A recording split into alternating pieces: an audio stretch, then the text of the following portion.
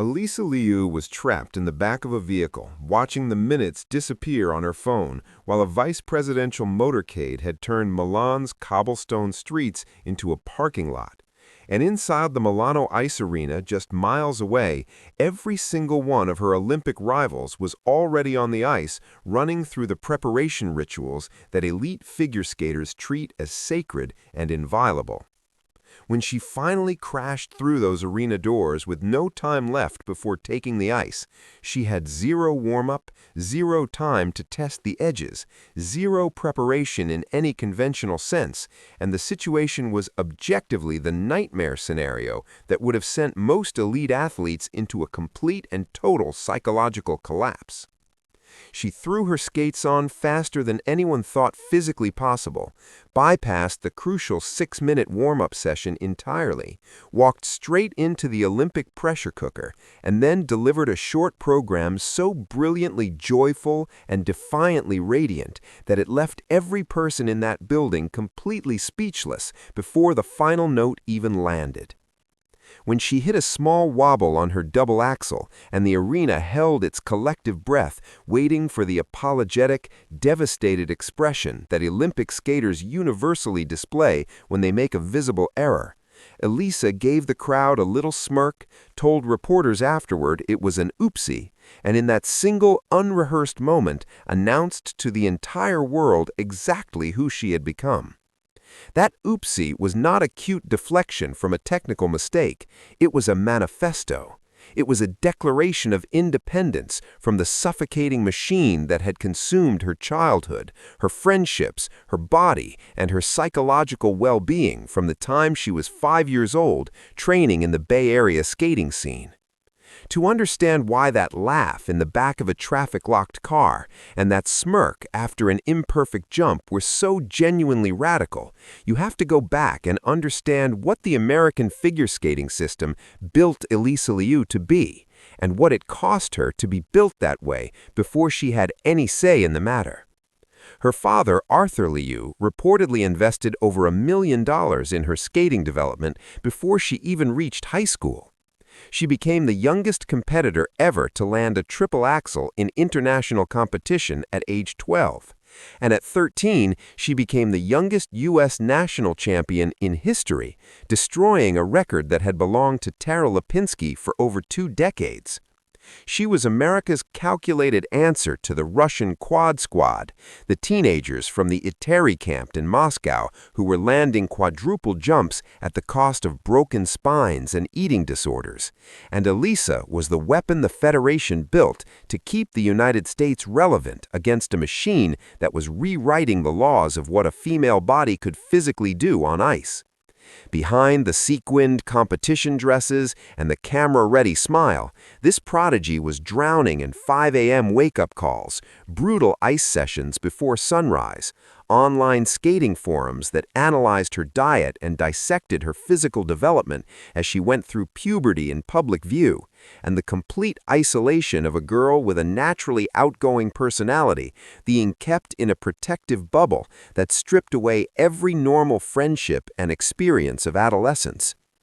By the time she reached the 2022 Beijing Winter Olympics at 16 years old, she was running on empty in a sport she had grown to despise, and while the world watched her finish 6th at the biggest competition on the planet, she was internally counting down the minutes until she could take those skates off and never put them back on again. Within weeks of winning a bronze medal at the World Championships after Beijing, a medal that any other skater would have used as a launching pad for the next 4 years, Alysa Liu completely shocked the figure skating world by retiring, and she later revealed in honest interviews that she had no idea where her skates even were for the longest time because she genuinely did not care if they rotted in a closet somewhere. This was her wilderness period, and to her it did not feel like being lost. It felt like freedom for the first time in her entire life, a chance to discover who Alysa Liu actually was if you removed the skater identity she had been fitted with before she was old enough to choose anything for herself. She enrolled at UCLA to study psychology, lived in a dorm, went to parties, took road trips with friends who could not tell a Lutz from a flip, traveled to Nepal and hiked to Everest Base Camp, tried volleyball and tennis just because moving her body felt good when nobody was holding a clipboard, and developed a personal style featuring platinum raccoon-streaked hair and a smiley piercing that would have given traditional Eastern European coaches a cardiac event. She told media outlets directly that she did not like skating anymore, that she wanted nothing to do with the corporate system that had stolen her teenage years, and she was completely convinced she would never compete again until a random ski trip in early 2024 sent cold wind across her face and something clicked in her brain that she had not been able to suppress since. She went quietly to a local public rink in California with no press, no coaches, just herself, surrounded by stumbling recreational skaters holding the wall, laced up her old boots to see if the muscle memory was still there after years away, attempted a double axel, stuck the landing perfectly, and in that single moment a fire ignited that could not be put out by any rational argument about why she should stay retired. But she made a vow before she told anyone, because this comeback was going to happen under entirely different rules, meaning she would pick her own music, design her own costumes, choose her own coaches as partners rather than authorities, put personal happiness above federation expectations, and treat competitive skating as something she chose freely rather than something that had been chosen for her. When she arrived at the 2025 World Championships in Boston, all the international media attention was focused on Japan's dominant program led by Kaote Sakamoto. Nobody expected Alysa Liu, who had been seriously training for less than a year, to threaten for gold. And then she took the ice and delivered a personal record short program that left every analyst, coach, and competitor in the building completely stunned. She became the first American woman in 19 years to capture the World Championship, ending a drought that had haunted U.S. skating since Kimi Meissner in 2006. And in the kiss and cry area afterward, she cried uncontrollably, not from relief about meeting expectations, but because she felt genuinely proud of the art she had just created. And she told reporters directly that medals do not validate who she is. The Blade Angels nickname started in group chats between Alysa, Amber Glenn, and Isabeau Levito, representing a deep, genuine friendship inside a brutal sport that historically demands bitter rivalry between athletes competing for the same podium spots. And together they became the most culturally significant trio in American skating history by refusing to fit the outdated Ice Princess template the establishment had always demanded. During the team event in Milan, despite the motorcade chaos and zero physical warm-up time, Alysa drove the entire American squad with electric, contagious energy. Then, in her uncontainable celebration after Team USA clinched the repeat team gold, she jumped so aggressively that her heavy gold medal broke right off its official ribbon and crashed dented onto the arena floor. When horrified Olympic officials approached her and offered to swap the damaged medal for a pristine replacement from storage, Alysa looked at them and said no thanks. She flat out refused the offer, told the confused officials that she actually preferred the medal broken and imperfect because she felt genuinely connected to those flaws, and the dented, battered piece of gold perfectly captured the journey that produced it.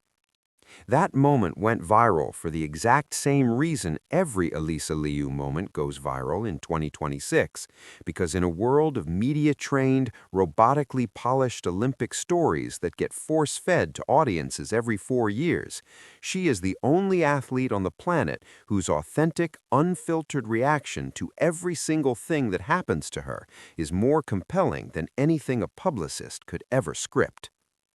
On the night of the individual women's free skate, the climax of the entire Winter Games, while Japanese and South Korean competitors paced nervously backstage, staring at nothing and visibly cracking under the institutional weight of their national programs, Alysa was sitting casually, holding a Pochita plushie from Chainsaw Man, eating udon noodles and discussing her favorite television shows with her coaching team like she was killing time before a movie. She was the defending world champion, the Grand Prix final winner, the overwhelming favorite to end America's 24-year individual women's gold drought that had haunted the Federation since Sarah Hughes shocked the world at Salt Lake City in 2002. And she was eating noodles because that is simply who she decided to be when she came back. She stepped onto the Olympic ice to the booming disco energy of Donna Summer's MacArthur Park Suite, a choice so bold and strange and completely alien to the classical music tradition of elite figure skating that it announced her entire philosophy in the first 8 bars. And what followed was a masterpiece of efficient movement and mental strength that earned massive bonus points on every single technical element throughout the program. Every triple jump landed with smooth, effortless flow. Her triple Lutz triple toe combination was described as butter by the commentary team. Her spins centered instantly. Her footwork sequences blazed with complexity, matching the frantic disco beat. And her artistic component scores hit career highs because she was actually feeling the music rather than skating through it on autopilot the way a frightened, exhausted 16-year-old performs under suffocating pressure. When Donna Summer's final triumphant notes echoed through the Milano ice arena and Alysa struck her concluding pose, the arena erupted into 12,000 people, becoming a wall of sound. She threw her fists up, tilted her head back, and absorbed a roar from a crowd that understood they had witnessed something that transcended the scoreboard and the medal count and the national drought statistics. Her score appeared as a massive personal best of 150.2 in the free skate, totaling an untouchable 226.79 overall. And the oopsie queen, who had crashed out of a sport that was consuming her alive at 16, became the undisputed Olympic champion at 20 by choosing every single variable that made her performance possible on her own terms. Alysa Liu did not win the 2026 Olympic gold medal by copying the abusive methods that dominated the sport for 2 decades. She did not win through starvation or fear-based precision or the bone-crushing quadruple jumps that had once been destroying her teenage body. She won by being the most genuine, balanced, and fundamentally human competitor standing on that ice, in a field of athletes shaped by systems designed to strip all of that away. After the medal ceremony, she told reporters in the mixed zone that her favorite part of the entire historic night was not receiving the gold medal, but getting to celebrate with her friends, embrace her competitors, and then head out into the Italian night for pizza with her family. And that answer, delivered with complete sincerity by the greatest figure skater on the planet, is the entire story.